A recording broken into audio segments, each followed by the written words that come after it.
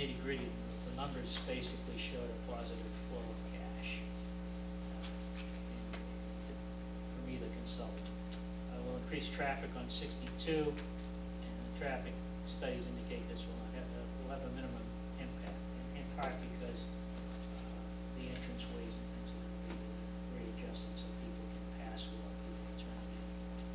And proposed 406 one and two bedroom apartments will have a minimal impact on the school system. I'm sure there's a few other things that need to be added to it, but that's where I'm at right now. Comments?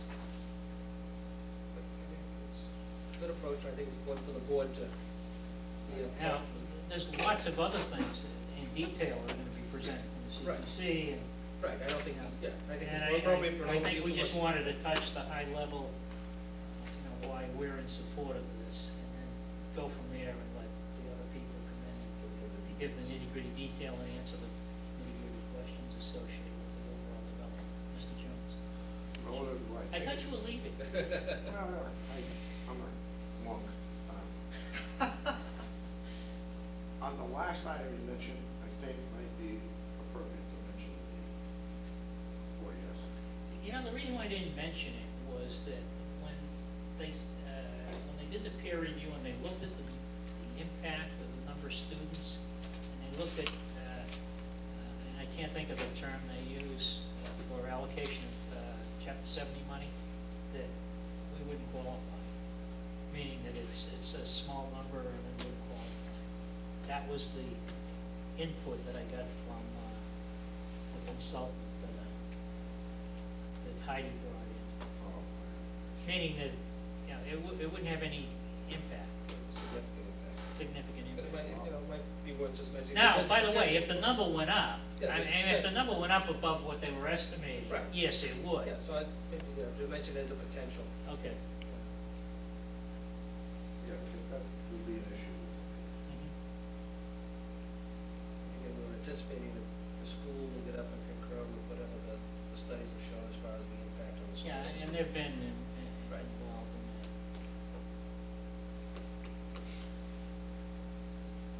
Okay, Mr. Beamer. Yeah, if I may, Mr. Chair, I just would like to restate my opinion on that last proposal too. I have never agreed that this development is only going to have an impact of 23 children, I believe, on the school system. I find that extremely hard to believe, but time will tell. Okay.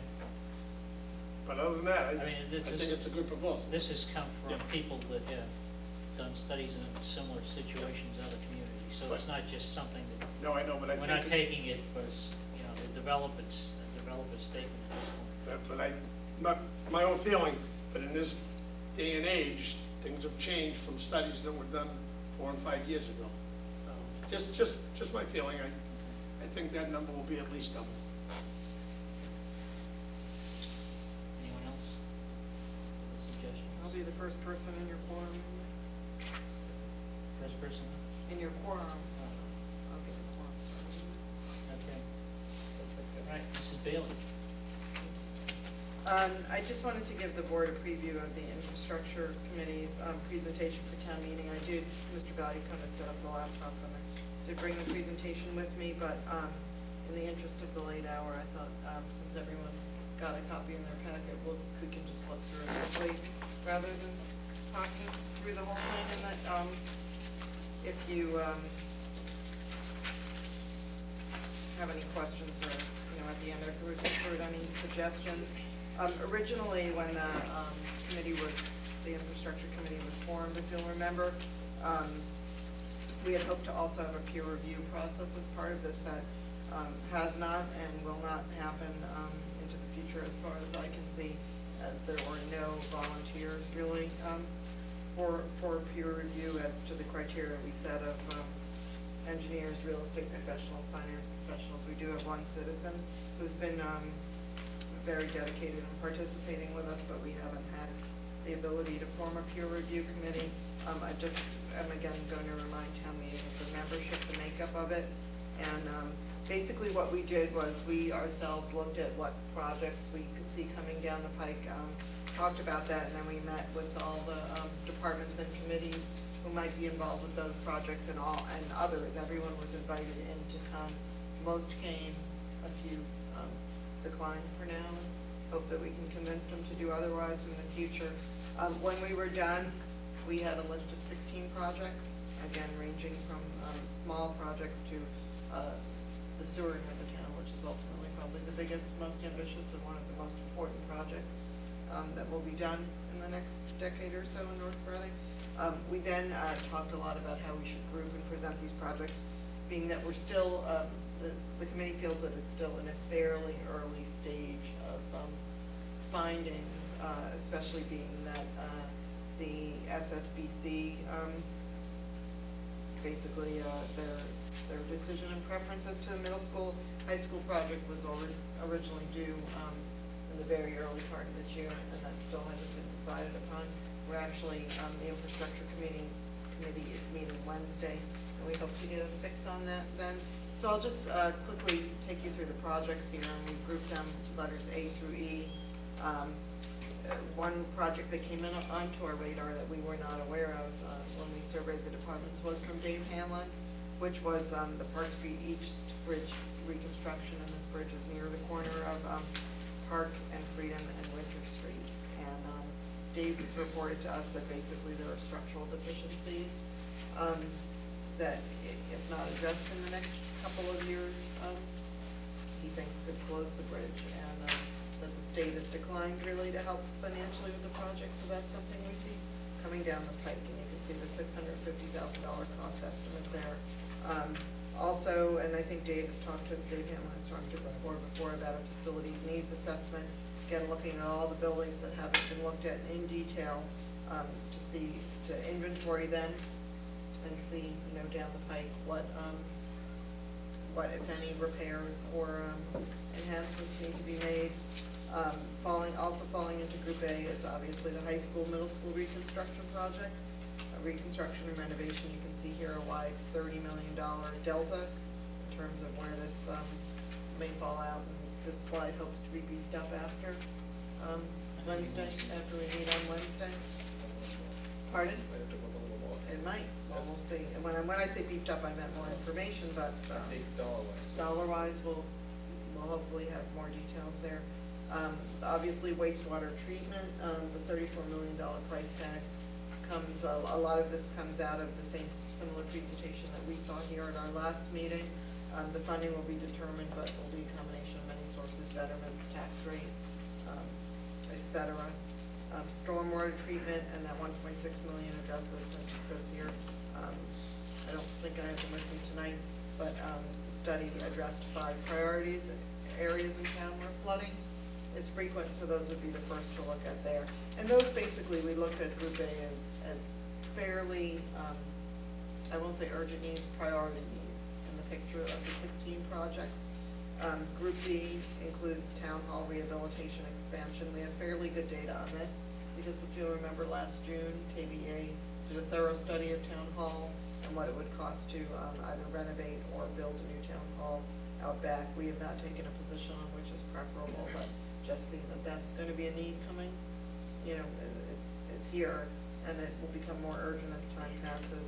A DPW facility expansion, which we have seen since back in the days of FUMP, needs to look at maybe centralizing fleet maintenance as a part of that. I know I'm going through this quickly, stop me if anyone has any questions. It's clear to us that senior citizens and low-income housing, combination of those, is still necessary in North Reading, and even after the Berry project will be necessary. We were not, the Housing Authority and Housing Partnership was one group we were not able to catch up with, and we've encouraged them to come speak with the infrastructure committee. They haven't been able to do so as yet, but we put them here based on the infrastructure committee's perception that this is a priority need and desire of many in town, and should be. Hopefully this will keep it on the radar to be looked at and quantified better.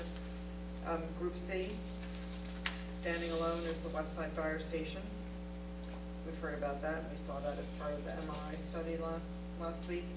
And an upgrade to the current fire station, especially living areas, and should North Reading have the opportunity to hire a female firefighter. Right now there's no facility to accommodate that, and before we have to meet that as an emergency, it would be a good idea to look at that. Group D, these are probably not urgent necessities, but items that will enhance the quality of life as the infrastructure committee sees it in North Reading. A new senior center, Abby Hurlbut, who's the vice chair of the infrastructure committee, looked around a little and did some surveying of other towns who are looking at senior centers. So the $5 million rough estimate, as noted here, is based on that, looking at what other towns are doing. And Mrs. Prenny has spoken frequently about just having one big room at the senior center and how that really limits the programs they can run, privacy and counseling and things of that nature. A community center providing facilities for the entire community, perhaps even including senior center facilities. And that might be, that's as possible revenue to offset operating costs. When it is built, there may be some revenues to offset the operating costs of the building. A youth center, again, we've heard about the new North Reading Youth Services, I forget what the second S is right now, but NARISA, as they're called. And they're looking to do a youth center. And again, I just noted here that all items in Group D, they may be combined based on availability or availability of not only land but buildings. When the SSBC comes back with their plan, there's been talk of leaving the part of the high school available for community center or youth center or senior center. So this is a place where we feel that at least the middle school, high school project needs to gel out before we can go further on that. And then finally, Group E is the Duval property acquisition, which would continue the Greenway and the River as part of the Riverwalk project here, which is sort of the building out of, basically with the Duval property acquisition of having a greenway all the way across the Ipswich River. Again, enhancing something we already have. And finally, Group F, these are items that have been brought to us via the LUC, but brought to the LUC by what I'll call private groups, being the artificial turf field and the ice skating rink. Again, nice to have enhancements to the to sports and the ability for both leagues and the school department to use sports facilities in town. But when you look at it compared to a senior center, low-income housing, a bridge that's falling down, we felt that this was just in a different realm of an enhancement and a nice to have, but not an urgent need. So we call that Group F. This chart, which will be beautified before town meeting, but I want to make sure that there were no changes to it before I went through that process, shows our exempt or override debt service. And basically you can see that it goes from a high last year and then 2007, and then starts to fall off. The police station, I believe, still needs to be added on this. Most of the batch is in this figure already. So as you can see, based on the completion of funding the high school debt, and jump in, Mr. Chisholm, if you want, that debt service starts to fall off in 2009 significantly, and that may at that time afford us the ability to get some of these projects done before, without stressing the taxpayer beyond the limit to which they are already stressed. And this barely readable chart, and I apologize, it says cents, that the units on the y-axis there are cents per $1,000 of assessed valuation.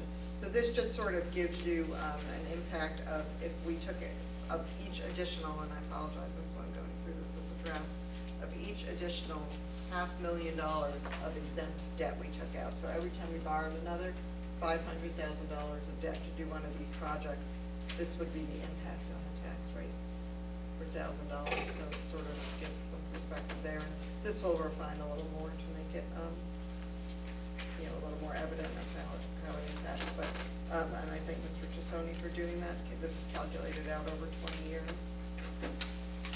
So I guess describing, what you saw on the previous slide, there it just shows you what the cents is, 2 cents per thousand of, I'm sorry, that was 100,000 on the previous slide, I'll fix that. So it's 2 cents per $1,000 of assessed valuation for the first 8 years, and 1 cent for $1,000 for every $500,000 of debt that's borrowed over 20